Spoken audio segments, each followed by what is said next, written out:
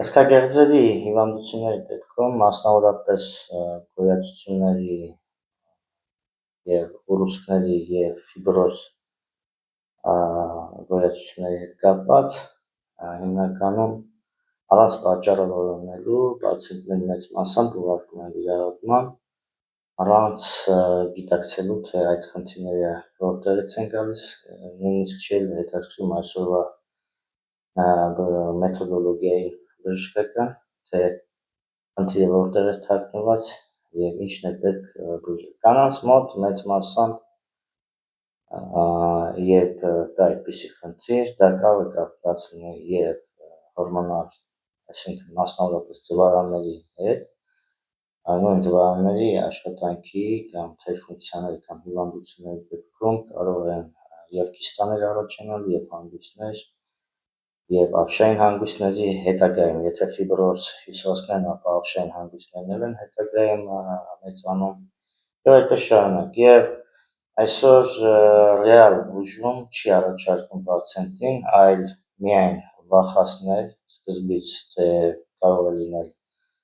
շարավորակ ուռուցք կամ մեկ այլ խնդիր և ուղարկում է պունկցիայի։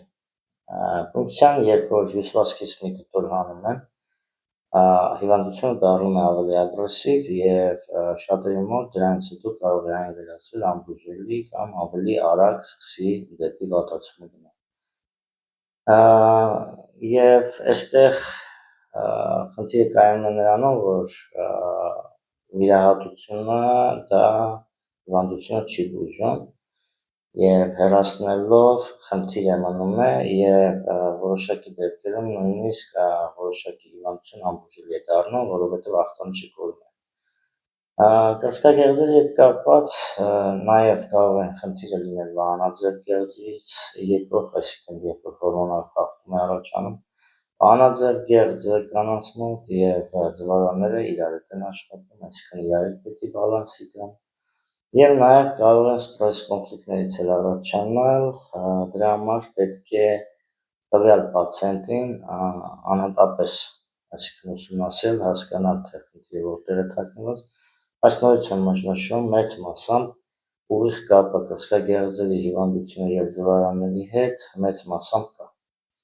և անհրաժեշտ է հիվանդին բուժել, այսինքն պացիենտին, այլ ոչ թե կոնկրետ այդ ախտանիշը հեռացնել։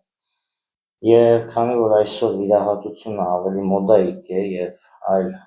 բժշկությունը այլ բան չի առաջարկում, դրա համար այսօր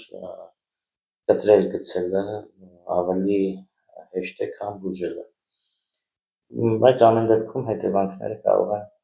եթե հիվանդությունը մնացել է այդտեղ հեռացեցին, կարող է հետևանքը մեկ այլ օրգանի վրա երևալ կամ մեկ այլ հիվանդության ձևով։ Մեծ մասամբ կրծքագեղձերի ուռուցքները, ֆիբրոզ գոյացությունները, ափշային գեղձերի բորբոքված, այսինքն խրոնիկ բորբոքումները և այլ խնդիրներ մեծ մասամբ բուժում լինում է բժշկել, բայց այդտեղ եթե հանգույցները մեծ են, պարզ է, որ կամ կիստա կա կամ գոյացություն, պարզ է, որ դա դանդաղ է ներծծվում։ Այսինքն եթե հիվանդությունը 10 տարվա է, 5 տարվա է, կամ կան կալցիֆիկատներ, կրակալումներ, ֆիբրոզ հյուսվածքներ, ապա դրանք, քանի որ մի օրում չեն առաջացել, ապա մի օրում էլ չեն բժշկվում։ Հիվանդությունը արագ է կանգնում հոմեոպաթիկ մեթոդով ու ընդհանրապես հոմեոպաթիկ մեթոդը և կլասիկ բժշկությունը դրանք իրար հետ համագործակցում են։ Չի կարելի կլասիկ բժշկությունը խառնել ժամանակակից ալոպաթիկ բժշկության հետ, ալոպաթիան և կլասիկ բժշկությունը արդեն ալոպաթիան ժամանակակից, նույնիսկ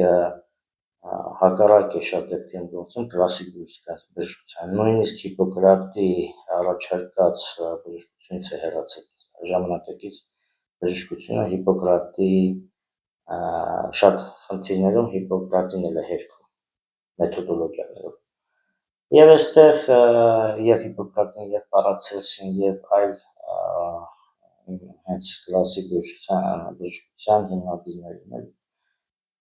Եվ այստեղ կարևորը հենց պատճառը հեռացնելն է, երբ որ պատճառը հեռացվում է, ապա այդ հանգույցները իրենց որ ներծծվում են, բորբոքումները անցնում են եւ պացիենտը առողջանում է, առողջ է։